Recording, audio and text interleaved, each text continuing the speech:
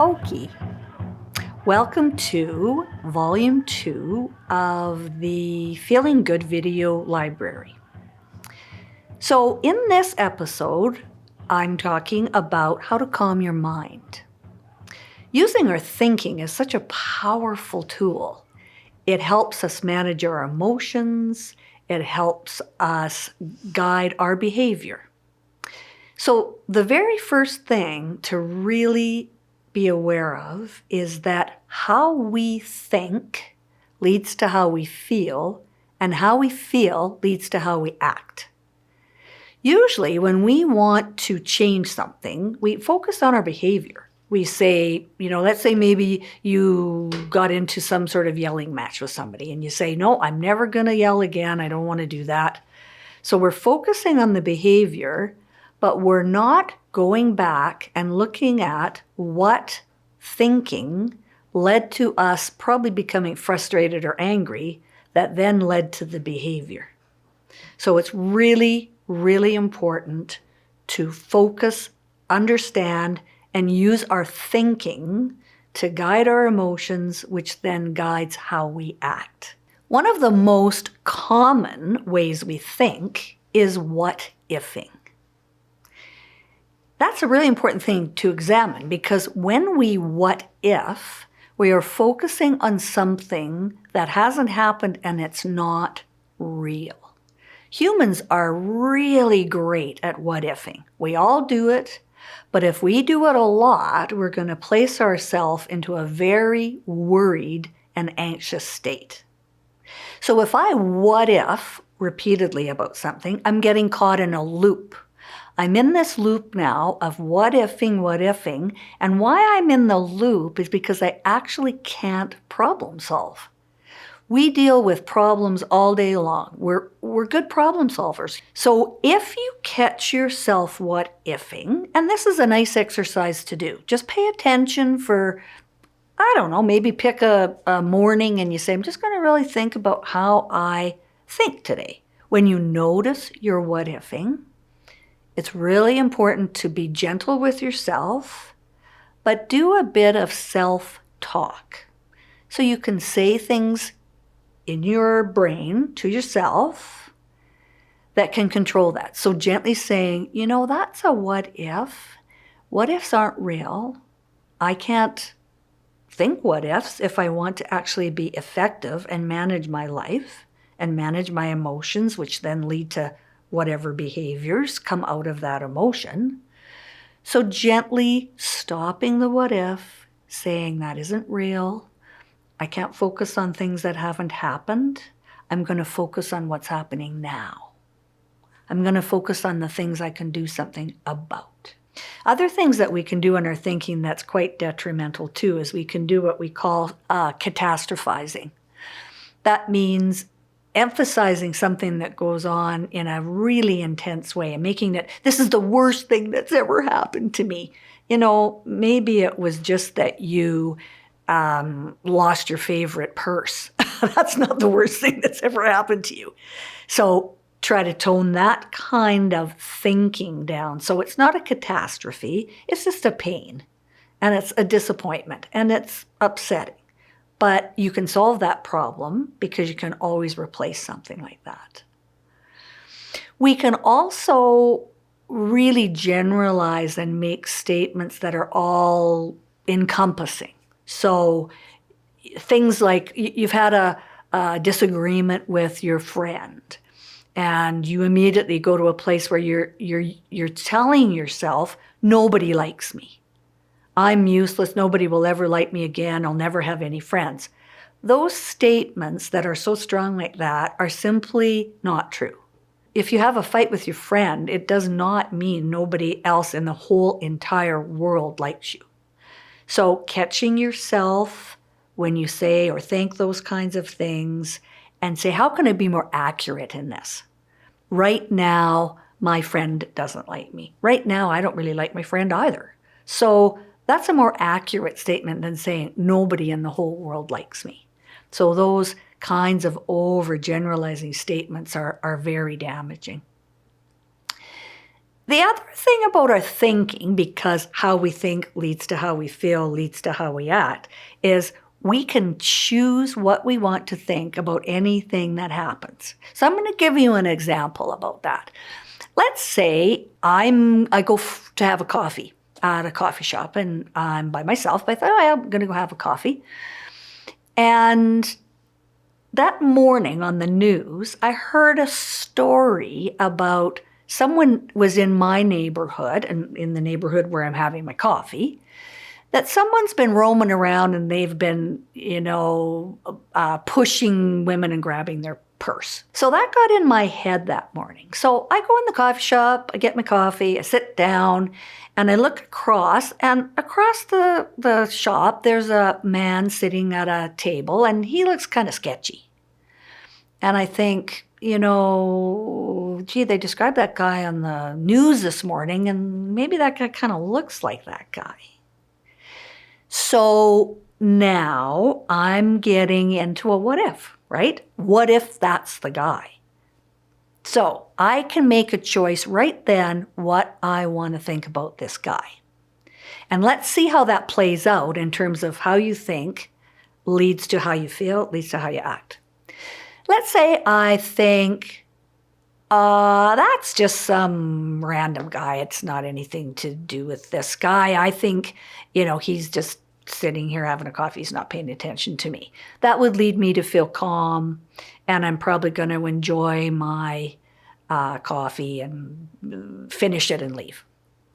If I want to make it even more positive, let's say the guy is looking at me. He's looking over at me. And let's say I just got my hair cut or whatever, and I can choose at that point to say, yeah, I'm looking really good today. My hair looks really nice. He's probably looking at me and thinking, she looks attractive or whatever. That kind of thinking would lead to a positive feeling of confidence, of being happy with myself.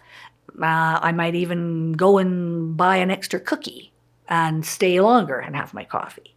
So that influenced my behavior, how I thought, because it changed my feeling. I might think, if he's looking at me, let's say there's a great big painting behind me, I might choose to think, I don't think he's looking at me at all, he's looking at the painting.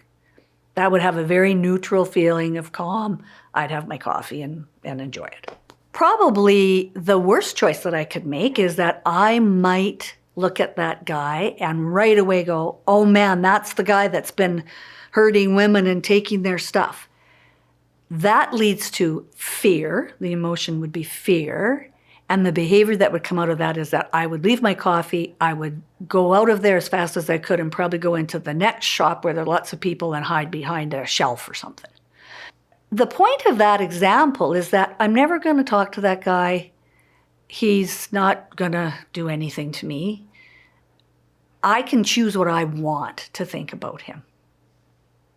So we can be very thoughtful when something starts to bother us, we're focused on it, we're thinking about it a lot, it's making us feel uncomfortable, is to say, okay, stop, Barb.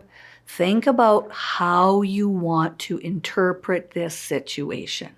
Because life is about how we interpret the things around us, how we interpret ourselves and our lives.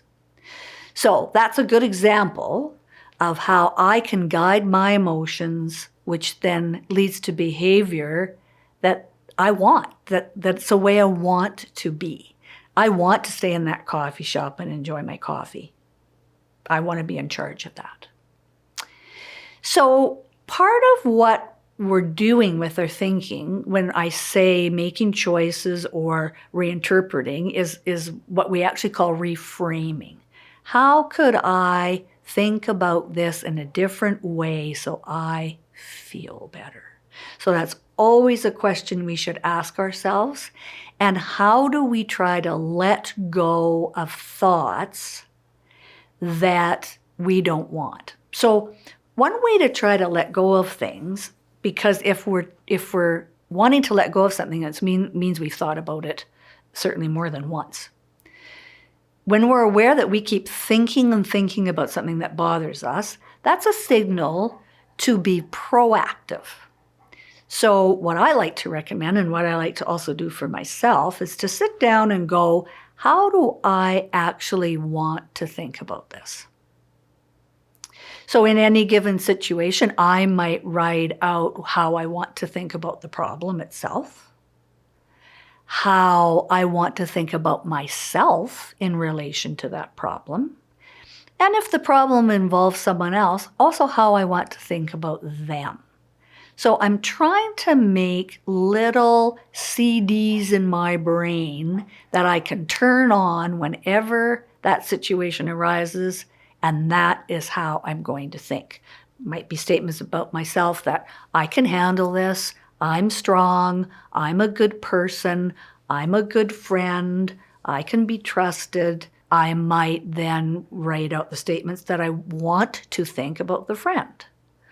I don't think she got up this morning wanting or planning to hurt me. I understand that she might be stressed. I think she's a good person. I've had lots of good experiences with her. I need to give her some space. She's entitled to feel whatever she feels. So writing out these statements ahead of time when you know that problem or you might be around that person again, you know you're going to have interactions, you can plan for them. We can also use things like imagery. So if we have gotten in a loop about a what if, about something bad that might happen to us, we can make an image that we're going to put in our head quickly about being competent, about being in the situation and handling it, about succeeding. Athletes do this all the time. They use imagery to see themselves scoring that goal or winning the race or whatever it is. So we can use imagery to see ourselves coping well, doing well, feeling good. We can also use techniques like meditating. There's a lot of really good information about meditating that you can access. And meditating is another wonderful way to calm our mind. You can add one other technique that can be very, very effective around, usually when we're what-ifing, so we're in this worried state, and that is to pick a worry date. Because if you're worrying about something that might happen a month away or a year away, you're getting stuck in such a terrible position. You can't do anything about that, obviously, because it's so far away. So a worry date can work really well in that you say, and it can be whatever amount of time you want. It can be 3 days or a week or a month or whatever. But you're saying, I will only focus or think about things that are within the next week. My worry date is always 1 week from today. If something comes in my mind and I'm getting stuck, oh, what if I don't get that job that I'm looking for after I graduate? If you're thinking that far ahead, you can catch yourself when you say, is that happening within my worry period here? Is that happening within the next week? If it isn't, you follow rules. We all follow rules. You say, that's my rule. I can only worry about what's happening in the next week. If it's past that, I can't worry about it. Stop that. I'm going to focus on something that's happening during the next week. So give these techniques a try, and I hope you find them very useful. See you next time.